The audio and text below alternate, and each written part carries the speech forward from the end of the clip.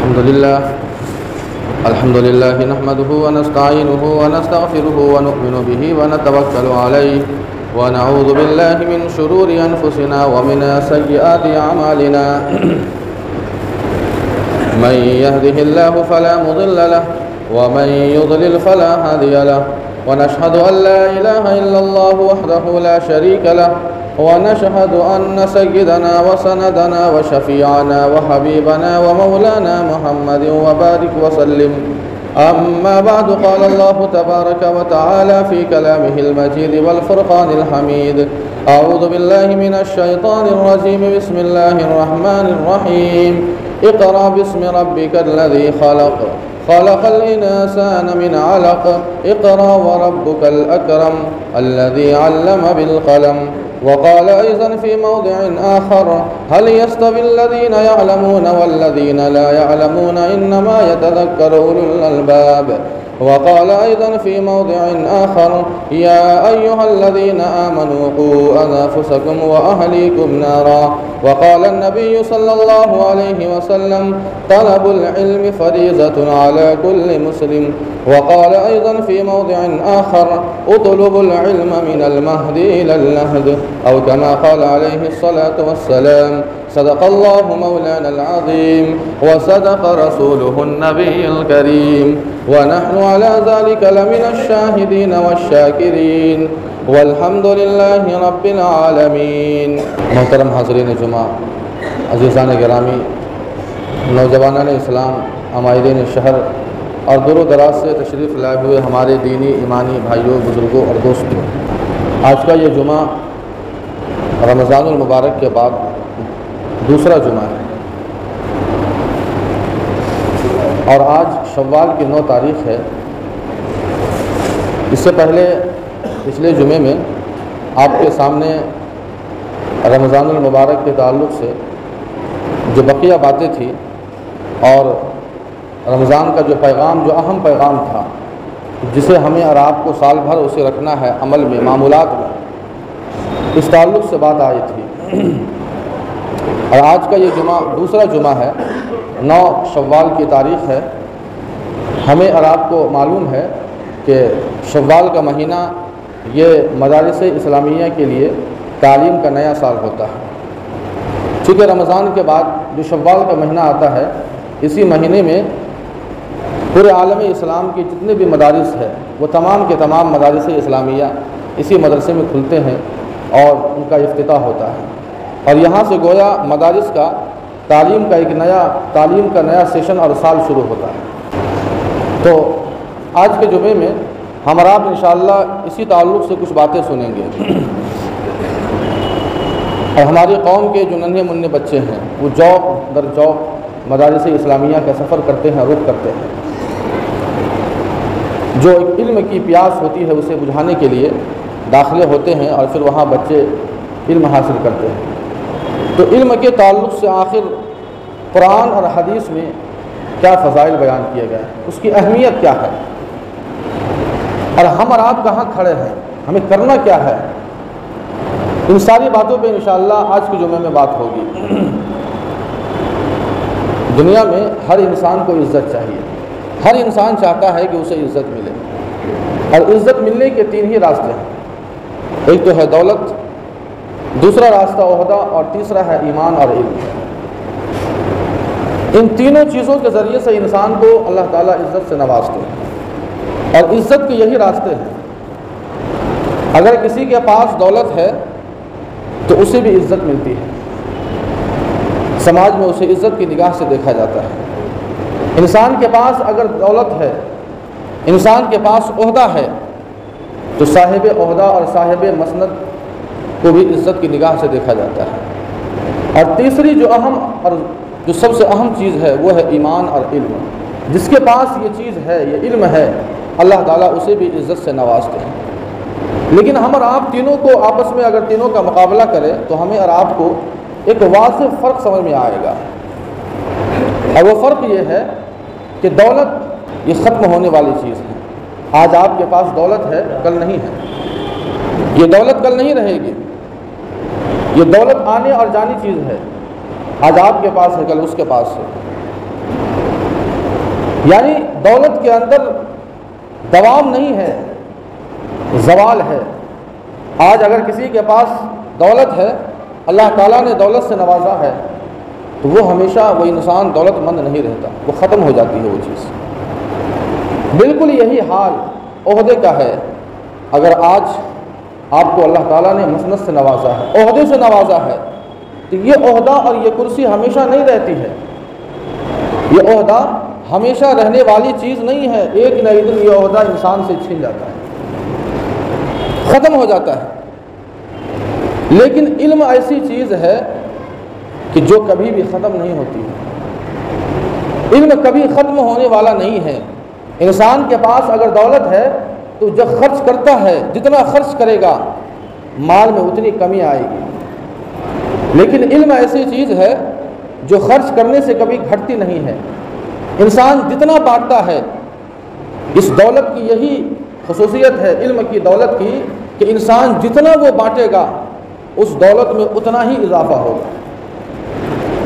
ایسا نہیں ہے کہ اگر اللہ تعالیٰ نے کسی کو علم کی دولت سے نوازا ہو اور لوگوں میں وہ بانٹنا شروع کر دے، لوگوں کو بتانا شروع کر دے، تو اس کے علم میں کمی آئے گی، ایسا نہیں ہے، بڑھوتری ہوتی ہے، اضافہ ہوتا ہے۔ تو عزت کے 3 راستے ہیں، لیکن سب سے اہم جو راستہ ہے وہ ہے علم کا راستہ۔ اب عزت اللہ تعالیٰ کیسے نوازتے ہیں؟ ایک مثال لیجیے، حضرت آدم علیہ السلام کی تخلیق کا واقعہ اللہ تعالیٰ نے پہلے پارے میں بیان کیا۔ سورہ بقرہ جو پہلی صورت ہے، اللہ تعالیٰ نے اس میں بیان کیا، تفصیل سے بیان کیا ہے، اور ہم آپ بھی جانتے ہیں جب اللہ تعالیٰ نے حضرت آدم علیہ السلام کو پیدا کرنا چاہا تو اللہ نے فرشتوں سے کہا انی جاعل فی الارض خلیفہ، میں اپنا نائب بنانا چاہتا ہوں، خلیفہ بنانا چاہتا ہوں۔ تو انہوں نے اعتراض کیا، فرشتوں نے کہا کہ نحن نسبح بحمدک ونقدس لک، ہم تو آپ کی تسبیح تو بیان کرتے ہی ہیں، ہم آپ کی تسبیح و تقدیس تو بیان کرتے ہی ہیں، تو پھر آپ ایسی مخلوق کو کیوں پیدا کر رہے ہیں جو آپس میں فساد مچائے گی، جو خون ریزیاں کریں گی، جو آپس میں جھگڑے کریں گی، جو ایک دوسرے کو مارے گی؟ ایسی مخلوق کو آپ کیوں پیدا کرتے ہیں؟ اللہ تعالیٰ نے کہا تھا کہ جو میں جانتا ہوں وہ تم نہیں جانتے، انی اعلم ما لا تعلمون، یعنی انسان کو پیدا کرنے کے پیچھے کی جو حکمت ہے وہ میں جانتا ہوں، اے فرشتوں تم نہیں جانتے ہو۔ اس کے بعد اللہ تعالیٰ نے حضرت آدم علیہ السلام کو فرشتوں کے سامنے کیا اور چند چیزوں کو رکھا اور کہا فرشتوں سے کہ تم اس کا نام بتاؤ۔ انہوں نے انکار کر دیا، ہمیں نہیں معلوم۔ اللہ تعالیٰ نے حضرت آدم سے کہا وَعَلَّمَ آدَمَ الْأَسْمَاءَ كُلَّهَا ثُمَّ عَرَضَهُمْ عَلَى الْمَلَائِكَةِ فَقَالَ أَنبِئُونِي، حضرت آدم کے سامنے پیش کیا، فرشتوں کے سامنے پیش کیا کہ آخر یہ چیزیں کیا ہے؟ فرشتوں تمہیں اس کا علم ہے؟ ان کا نام کیا ہے؟ تمہیں معلوم ہے؟ تمہیں علم ہے؟ انہوں نے انکار کر دیا کہ ہمیں نہیں معلوم۔ حضرت آدم علیہ السلام نے فٹافٹ بتا دیا۔ اس کے بعد اللہ تعالیٰ نے فرشتوں سے کہا کہ تم حضرت آدم کو سجدہ کرو، چنانچہ جنہوں نے سجدہ کیا اللہ تعالیٰ نے اسے عزت سے نوازا۔ حضرت اسرافیل علیہ السلام اور حضرت جبرائیل علیہ السلام کے بارے میں آتا ہے کہ انہوں نے سجدہ کرنے میں تیزی کی، جس کا نتیجہ یہ ہوا کہ اللہ تعالیٰ نے حضرت جبرائیل کو وہ مقام عطا فرمایا کہ تمام انبیاء کے پاس پیغام لانے والے یہ وہی فرشتے ہیں، حضرت جبرائیل علیہ السلام، اتنا بڑا مقام۔ اور حضرت اسرافیل علیہ السلام کو مقام عطا فرمایا کہ ان کی پیشانی پہ پورا قرآن اللہ تعالیٰ نے ضبط کر دیا۔ جنہوں نے انکار کر دیا اور کہا کہ خلقتنی من نار وخلقتہ من طین، کہ اللہ تو نے مجھے آگ سے پیدا کیا اور حضرت آدم کو مٹی سے پیدا کیا، اور آگ کی صفت ہے اوپر کو اٹھنا اور مٹی کی صفت ہے نیچے کو جانا، میں کیسے سجدہ کروں؟ میں سجدہ کیسے کر سکتا ہوں؟ نتیجہ کیا ہوا؟ اللہ تعالیٰ نے اسے راندے درگاہ بنا دیا، بھگا دیا۔ اللہ تعالیٰ نے اسے بھگا دیا۔ عزازیل، جس کو ہم رب شیطان اور ابلیس کہتے ہیں، بہت بڑا عالم تھا، بہت بڑا عاقل بھی تھا، بہت بڑا عالم بھی تھا، بہت بڑا عاقل بھی تھا، بہت بڑا عابد بھی تھا۔ زمین کا کوئی بھی حصہ باقی نہیں ہے جہاں اس نے سجدہ نہ کیا۔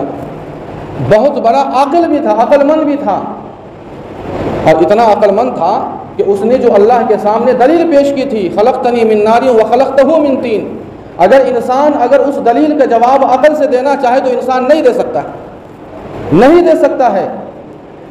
عالم بھی تھا، عابد بھی ہے، عاقل بھی ہے، عالم بھی ہے، تینوں آئین سے ہے، لیکن ایک آئین نہیں تھا، وہ عاشق نہیں تھا، وہ عاشق نہیں تھا۔ اس نے اپنی عقل سے کام لیا، اللہ کے حکم کو بالائے طاق رکھ دیا، نتیجہ کیا ہوا؟ ہمیشہ ہمیش کے لیے اسے راندہ درگاہ کر دیا۔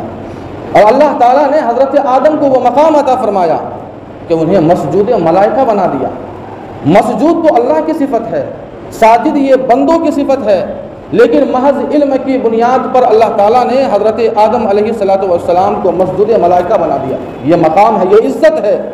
تو انسان کو اللہ تعالیٰ جو نوازتے ہیں عزت، چاہے دولت کے ذریعے ہو، چاہے عہدے کے ذریعے ہو، چاہے علم اور ایمان کے ذریعے ہو، لیکن سب سے اہم چیز جو جس میں دوام ہے، جو ہمیشہ رہنے والی ہے، وہ ہے علم ہے اور ایمان ہے۔ اور اس سے بڑھ کر، ایمان اور علم سے بڑھ کر کوئی دولت نہیں ہو سکتی ہے۔ اللہ نے انسان کو بے شمار نعمتوں سے، دولتوں سے نوازا ہے۔ شیخ سعدی رحمۃ اللہ علیہ کہتے ہیں کہ انسان جب سانس لیتا ہے تو اللہ کی دو نعمتوں کو استعمال کرتا ہے، گویا وہ دو نعمتیں استعمال کر رہا ہے۔ ایک تو اندر سانس لیتا ہے، وہ الگ نعمت ہے، اور اندر سے باہر سانس چھوڑتا ہے، وہ الگ نعمت ہے۔ اگر اندر سانس لینا بند ہو جائے، یہ بھی انسان کے لیے ہلاکت ہے، خطرے سے خالی نہیں ہے۔ اور انسان اگر اندر سے سانس چھوڑنا بند ہو جائے انسان کے لیے، یہ بھی انسان کے لیے ہلاکت ہے، خطرے سے خالی نہیں ہے۔ تو یہ دونوں نعمتیں ہیں، لیکن اللہ نے انسان کو جو نعمتیں نوازی ہیں، جتنی بھی نعمتیں ہیں، یقین مانیے سب سے اہم اگر کوئی نعمت ہے تو وہ ایمان کی نعمت ہے۔ انسان کے پاس ایمان نہیں تو کچھ نہیں ہے، کچھ نہیں، نہ دنیا کامیاب نہ آخرت کامیاب۔ اس ایمان کے تقاضے کو سمجھنے اور اس ایمان کے تقاضوں پر عمل کرنے کے لیے اگر کوئی چیز کار فرما ہے تو وہ علم ہے۔ انسان کے پاس جب تک علم نہیں ہوگا، آخر وہ انسان کیسے سمجھے گا کہ یہ چیز حلال ہے یا یہ چیز حرام ہے؟ جس انسان کے پاس علم کی روشنی نہیں ہے، وہ انسان کبھی بھی جنت کے راستے کو نہیں تلاش سکتا ہے، نہیں پا سکتا ہے۔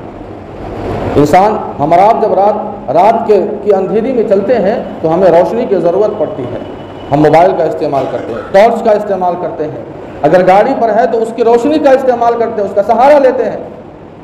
لیکن اگر انسان کو جنت کا راستہ چاہیے تو ایک ہی راستہ ہے، وہ ہے ایمان اور علم۔ علم کی روشنی ہے، اللہ کے نبی علیہ السلام کی حدیث بھی ہے، العلم نور، علم روشنی ہے۔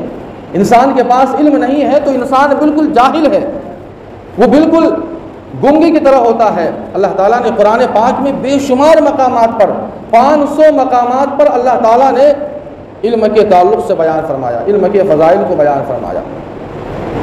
چند قرآن کی آیتیں اور چند احادیث آپ کے سامنے پیش کی جائے گی، اور اس سے ہمیں اور آپ کو اندازہ ہوگا کہ آخر علم کی کتنی اہمیت ہے، اور ہمیں اور آپ کو اسے سمجھنا، علم کو حاصل کرنا کتنا ضروری ہے۔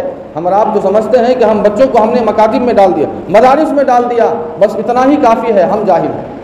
یعنی علم کو ہم نے محدود کر دیا بچوں تک، جو جوان ہے، جو بوڑھا ہے، جو مرد ہے، جو عورت ہے، ہم سمجھتے ہیں کہ ان کے لیے نہیں ہے، صرف بچے ہی علم حاصل کریں گے۔ لیکن احادیث سے ہمیں معلوم ہوگا کہ علم کی کتنی اہمیت ہے۔ قرآن پاک کی میں نے سب سے پہلی جو آیت پڑھی ہے، اقرأ بسم ربک الذی خلق خلق الانسان من علق، یہ سب سے پہلی وحی ہے جو اللہ تعالیٰ نے اپنے پیغمبر صلی اللہ علیہ وسلم پر نازل فرمائی۔ غور کیجئے گا، اب تھوڑا اس کا پس منظر سمجھیے۔ 78,000 الفاظ میں اللہ تعالیٰ نے اقرا کو استعمال کیا، منتخب کیا۔ سب سے پہلا لفظ جو اللہ کے نبی علیہ السلام پر نازل ہوا، سب سے پہلا پیغام، سب سے پہلا لفظ اگر نازل ہوا تو وہ اقرا ہے۔ اور یہ کہاں نازل ہو رہا ہے؟ یہ اقرا کا لفظ کہاں نازل ہوا؟ مدینے میں نہیں، مکہ میں۔ مکہ کا حال کیا ہے اس وقت؟ مکہ کے اندر، مکہ کے لوگوں میں ساری برائیاں موجود ہے، چاہے وہ شراب نوشی کی ہو، چاہے چوری کی ہو، ڈکیتی کی ہو، مار پیٹ، لوٹ، سودی لین دین، جو کہہ لیجئے، ساری برائیاں ان کے اندر موجود ہے۔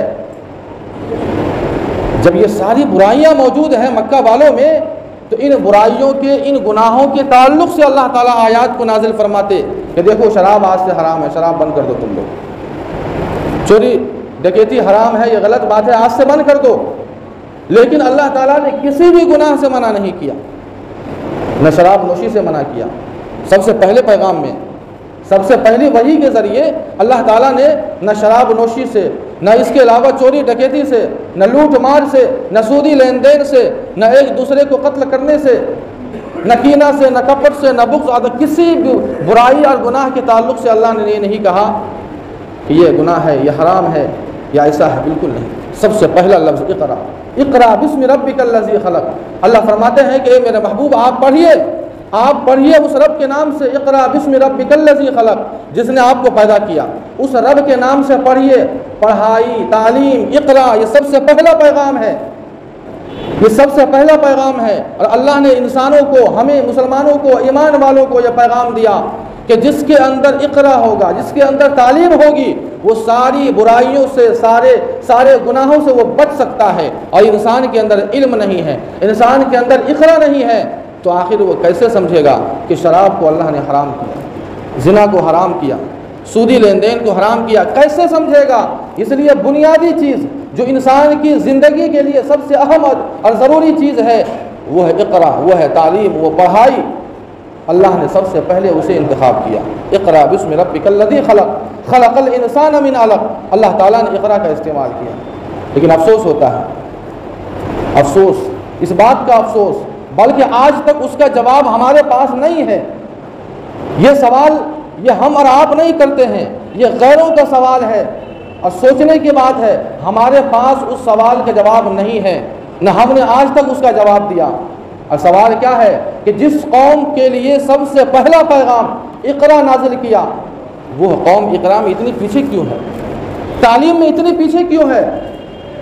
اس سوال کا جواب ہے ہمارے پاس؟ نہیں ہے، نہیں ہے۔ ہم نے کیا انتظام کیا؟ ہم نے بچوں کی تعلیم کے لیے کیا انتظام کیا؟ ہم نے مکاتب یا مدارس کے لیے ہم نے کیا بچوں کو بھیجنے کا کیا انتظام کیا؟ ہمارے پاس کچھ نہیں انتظام ہے۔ سب سے زیادہ اگر جہالت ہے، غربت ہے، اور یہ دونوں چیزیں انسان کی زندگی کے لیے زہر ہے، وہ ہمارے اور آپ کی قوم میں، چاہے وہ جہالت ہو یا غربت ہو، سب سے زیادہ ہے۔ لیکن آئیے قرآن پاک کی دوسری آیتوں کے ذریعے سے اور احادیث کے ذریعے سے میں آپ کو بتاؤں کہ آخر اسلام کی نظر میں تعلیم کی اور علم کی کتنی اہمیت ہے۔ اللہ نے فرمایا هل يستوي الذين يعلمون والذين لا يعلمون انما يتذكر اولو الالباب، کہ اہل علم، جو لوگ پڑھے ہوئے ہیں، جو اہل علم ہیں، اور جو لوگ اہل علم نہیں ہیں، وہ دونوں برابر نہیں ہو سکتے ہیں۔ هل يستوي الذين يعلمون والذين لا يعلمون۔ دوسرے مقامات پر اللہ فرماتے ہیں کہ ایمان والے اور علم والے، اللہ تعالیٰ نے ان دونوں کے درجات کو بلند فرمایا ہے۔ سورہ رحمان کا آغاز ہوتا ہے الرحمن علم القرآن خلق الانسان علمہ البیان۔ غور کیجیے، الرحمن علم القرآن خلق الانسان۔ انسان پہلے پیدا ہوتا ہے، ماں کے پیٹ سے سیکھ کر نہیں آتا ہے، انسان پہلے پیدا ہوتا ہے، پیدا ہونے کے بعد وہ دنیا میں آتا ہے، بڑا ہوتا ہے، اور اس کے بعد علم حاصل کرتا ہے۔ لیکن قرآن کی ترتیب دیکھیے، الرحمن علم القرآن، رحمان کی وہ ذات ہے جس نے تمہیں قرآن سکھایا، الرحمن علم القرآن خلق الانسان، اور تمہیں علم سکھانے، قرآن سکھانے کے بعد تمہیں پیدا کیا۔ ایسا تو نہیں ہوتا، ایسا ہوتا ہے کہ اللہ نے پہلے ماں کی پیٹ میں سکھا دیا اور پھر ہمیں پیدا کیا؟ ایسا نہیں ہوتا ہے، ترتیب کو اللہ نے الٹ دیا، پہلے علم قرآن کو بیان کیا، پھر تخلیق انسان کو بیان کیا۔ بتانا مقصود یہ ہے اللہ کو کہ تخلیق انسان اور انسان کی زندگی کا اصل مقصد یہ ہونا چاہیے کہ وہ انسان قرآن اور حدیث کے علم کو سمجھے، اپنے اندر علم کی روشنی کو داخل کرے۔ اگر انسان کے پاس علم نہیں ہے تو وہ انسان بالکل کبھی بھی جنت کے راستے کو نہیں پا سکتا ہے، کامیابی کے راستے کو نہیں پا سکتا ہے۔ چند احادیث سنیے اللہ کے نبی علیہ الصلوۃ والسلام نے علم کے تعلق سے کیا بیان فرمایا۔ سب سے پہلے حدیث جو میں نے پڑھی ہے، اللہ کے نبی علیہ الصلوۃ والسلام فرماتے ہیں اطلب العلم من المہد الی اللحد، ماں کی گود سے قبر تک تمہیں علم سیکھنا ہے۔ یہ اسلام کا نظریہ ہے، غور کیجئے، ماں کے گود سے قبر تک، اطلب العلم من المہد الی اللحد، ماں کے گود سے اور قبر تک تمہیں علم سیکھنا ہے۔ غور کیجئے، یعنی سب کو سیکھنا ہے، کوئی محدود نہیں کیا۔ یہ 1450 سال پہلے اللہ کے نبی علیہ الصلوۃ والسلام نے یہ متعارف کرایا ہے۔ آپ کو معلوم ہوگا کہ بالغوں کی تعلیم کو اپنے ہندوستان میں 1980 کے بعد متعارف کرایا، بالغوں کی تعلیم کو جو متعارف کرایا گیا 1980 کے بعد، لیکن اسی چیز کو 1450 سال پہلے اللہ کے نبی علیہ الصلوۃ والسلام نے کہا اطلب العلم من المہد الی اللحد، کہ ماں کی گود سے یعنی پیدائش سے لے کر بڑھاپے تک علم سیکھنا ہے، اور ہر ایک کو سیکھنا ہے۔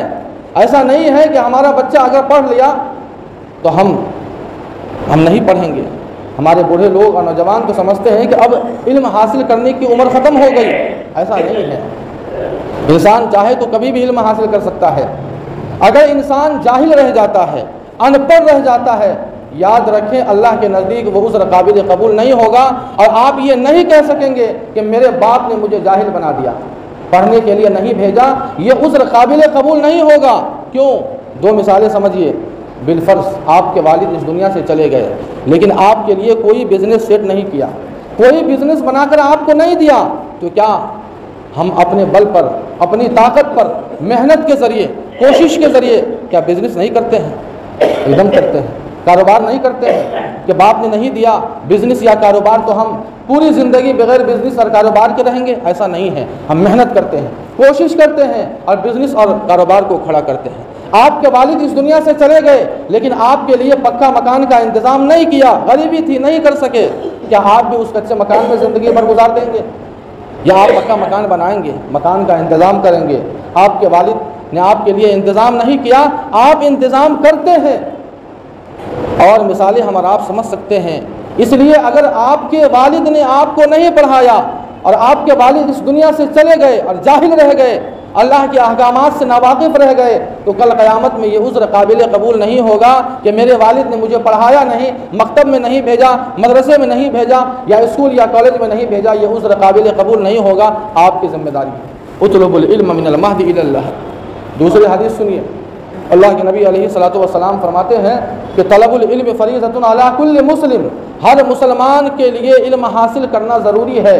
ہر مسلمان کے لیے ضروری ہے. ہر ایک کو کہا، ہر ایک کو، بچہ ہو، بوڑھا ہو، جوان ہو، مرد ہو، عورت ہو. یہ کب کہا؟ 1450 سال پہلے. اور آپ کو یقین ہوگا اسی نظریے کو ہندوستان میں کب متعارف کرایا؟ 2000 کے بعد.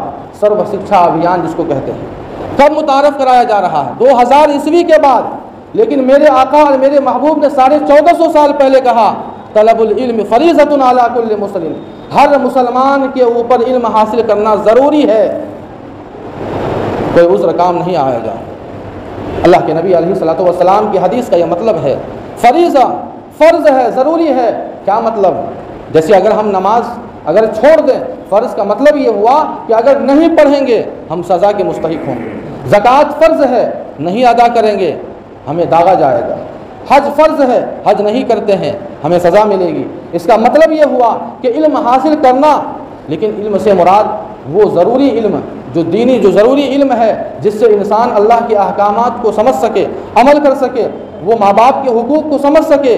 اتنا علم کم سے کم یہ ہر ایک کے لیے ضروری ہے. ہر ایک کے لیے، جسے ہم آپ دینیات کہتے ہیں، بنیادی جو بچوں کو دی جاتی ہے. نماز کے جو ضروری احکام ہیں وہ سمجھ جائے، جو میاں بیوی کے جو احکامات ہے، لینے دینے کے جو احکامات ہے، ماں باپ کے حقوق کیا ہے، پڑوسیوں کے حقوق کیا ہے، جو بنیادی چیز ہے جو دینیات کے قبیل سے ہے، اتنا علم رکھنا اور جاننا یہ ہر مسلمان کے لیے ضروری ہے. یہ فرض عین ہے، یاد رکھیں. بقیہ عالم بننا، مفتی بننا، قاضی بننا یہ فرض عین نہیں ہے، فرض کفایہ ہے جو ادا ہو رہا ہے. لیکن ضرورت ہے کہ فرض عین کو سمجھے. ذرا غور کیجئے اور اپنے دل سے پوچھئے کہ آخر ہم نے کتنا بچوں کی تعلیم کا انتظام کیا ہے. افسوس ہوتا ہے جو عمر تعلیم کی ہوتی ہے، پڑھائی کی ہوتی ہے، ہم اور آپ اپنے بچوں کو پیسے کمانے کے لیے بھیج دیتے ہیں. پیسے کمانے کے لیے بھیج دیتے ہیں. ایسی جگہوں پر بھیجتے ہیں جہاں بچوں کی جان اور ایمان کا بھی خطرہ ہوتا ہے. میں دینی علم کی بات کر رہا ہوں، میں عصری علم کی بات نہیں یا دنیاوی علم کی بات نہیں کر رہا ہوں. آپ کو عصری علوم حاصل کروانا یا بچوں کو پڑھانا، آپ پڑھائیے، لیکن سب سے پہلے ہم اور آپ اپنے بچوں کو مسلمان تو بنائیے. اپنے بچوں کو دینی تعلیم، بنیادی دینی تعلیم تو دیجیے.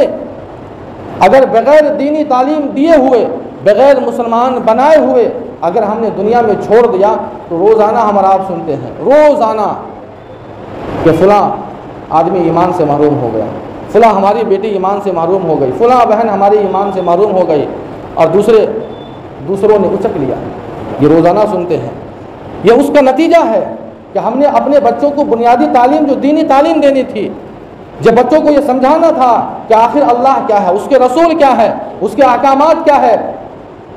آپ کو یقین کر یہ جان کر آپ کو حیرانی ہوگی جب یہ پوچھا جاتا ہے، غالباً چند سال پہلے ایک مسلمان سے پوچھا گیا کون بنے گا کروڑ پتی میں، کہ انبیاء پر، نبیوں پر وحی لانے والے فرشتے کا نام کیا ہے، نہیں بتا پائے۔ سوچئے ذرا، غور کیجئے، یہ سوال تھا کون بنے گا کروڑ پتی، انبیاء پر وحی لانے والے فرشتے کا نام کیا ہے؟ ہم اور آپ بھی جانتے ہیں حضرت جبرائیل علیہ الصلوۃ والسلام، آپ کا چھوٹا چھوٹا بچہ جانتا ہے، نہیں بتا پائے۔ ذرا غور کیجئے کہ ہمارے بچے آخر دینی تعلیم جو بنیادی تعلیم ہے ہم نے اسے محروم کر دیا ہے، اس کی ذمہ داری ہمارے اوپر ہے۔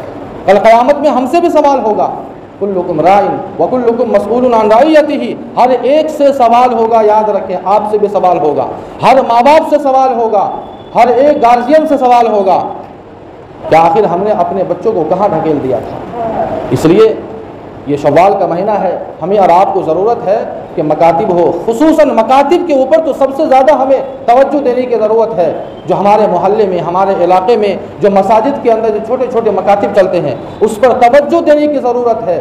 صرف بچوں کو بھیجنا یہ کافی نہیں ہے بلکہ اس کا خیال رکھنا بھی ضروری ہے، ورنہ عموماً ایسا ہوتا ہے، افسوس کی بات ہے کہ ہمارے بچے جب اسکول میں جاتے ہیں صبح صبح تو ہماری مائیں کتنی فکر کرتی ہے، ناشتے کا ہو، نہانے دھونے کا ہو، کپڑے کا ہو، صفائی کا ہو، سارا انتظام، ساری فکر ہم اور آپ کرتے ہیں، لیکن ہمارے بچے مکاتب میں پڑھنے جاتے ہیں، چھوٹے چھوٹے مدارس میں جب پڑھنے جاتے ہیں تو کوئی اس کا اہتمام نہیں ہوتا ہے، کوئی اہتمام نہیں ہوتا ہے۔ نتیجہ کیا ہوتا ہے؟ جب بچے آتے ہیں تو انہیں یہاں منہ دھلوانا پڑتا ہے، منہ دھلوانا پڑتا ہے، کتاب کا کوئی ٹھکانہ نہیں، بچے آخر کیا کتاب پڑھیں گے؟ اتنی لاپرواہی، ذرا غور کیجئے وہ بچے کیسے علم حاصل کریں گے؟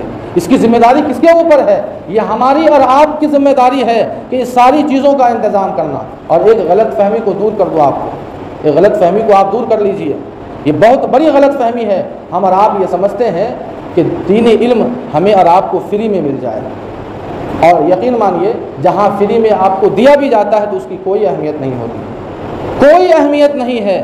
ہم نے کبھی اس کا اہتمام نہیں کیا کہ آخر جس پابندی سے ہمارا بچہ اسکول اور کنوینٹ پہ جاتا ہے، ہمارا اور آپ کا بچہ مکتب میں یا مدارس میں جائے، کبھی ہم نے اس کا اہتمام نہیں کیا۔ 5 دن 10 دن بچے غیر حاضر ہے، کوئی مطلب نہیں، کوئی فکر نہیں، یعنی ہم نے یہ سمجھ لیا ہے کہ وہاں فری میں تعلیم ہوتی ہے۔ یہ ہماری اور آپ کی بھول ہے، یہ غلط فہمی ہے۔ جو علم ہمیں دنیا میں بھی اور مرنے کے بعد بھی ہمیں کام آئے گا، اصلی علوم تو ایک فن ہے، ایک ہنر ہے، وہ مال کمانے کا ایک ذریعہ ہے۔ اصل وہ علم جو آپ کو یہاں بھی کام آئے اور آپ کو مرنے کے بعد بھی کام آئے، وہ ہے قرآن اور حدیث کا علم ہے، جس کو ہم نے اتنا بے مہد کر دیا کہ اسے ہم اور آپ سمجھتے ہیں کہ فری میں ہمیں مل جائے گا۔ اس لیے ضرورت اس بات کی ہے کہ ہم اور آپ اپنے اپنے علاقے میں، گاؤں میں مکتب چلتا ہے، ہر مسجد میں اگر نہیں چلتا ہو تو آپ اس کا اہتمام کیجئے، پورے محلے کے لوگ مل کر اس کو شروع کیجئے، اور صرف شروع کر دیا ہو گیا نہیں، وہاں اس کا خیال رکھیے، جائزہ لیجئے کہ آخر بچے پڑھتے ہیں یا نہیں پڑھتے ہیں، پڑھانے والوں کا کیا حال ہے، کس استھتی میں ہے، یہ ساری چیزوں کا خیال کرنا یہ ہماری اور آپ کی ذمہ داری ہے۔ تب ہم اپنے بچوں کو مستقل بلا ناغہ ہم بھیجنے کی کوشش کریں، جس طرح صبح سویرے چھوٹے چھوٹے بچے جب بستہ لے کر اسکول جاتے ہیں، اسی طرح ہم اور آپ اپنے بچوں کو اپنے مکتب، محلے کے مسجد میں، مکتب میں ہم ضرور بھیجیں اور اسے بنیادی تعلیم سے آراستہ کریں گے تو یاد رکھیں وہ بچہ جب بڑا ہوگا اور آگے چل کر دنیاوی علم حاصل کرے گا، چاہے جس بھی فیلڈ میں جائے گا، مستشرقین ان بچوں سے، ہمارے بچوں سے ایمان کو نہیں چھین پائیں گے۔ یہ ہماری اور آپ کی ذمہ داری ہے۔ امید ہے کہ یہ باتیں ہمیں اور آپ کو سمجھ میں آئی ہوں گی، اور اللہ تعالیٰ سے دعا ہے کہ اللہ تعالیٰ ہمیں علم حاصل کرنے کی توفیق عطا فرمائے، ہمارے بچوں کو بھی، بوڑھوں کو بھی، جوانوں کو بھی، ہماری ماں اور بہنوں کو بھی اللہ تعالیٰ اس علم کی نعمت کی قدر کی توفیق عطا فرمائے۔ وآخر دعوانا ان الحمد للہ رب العالمین۔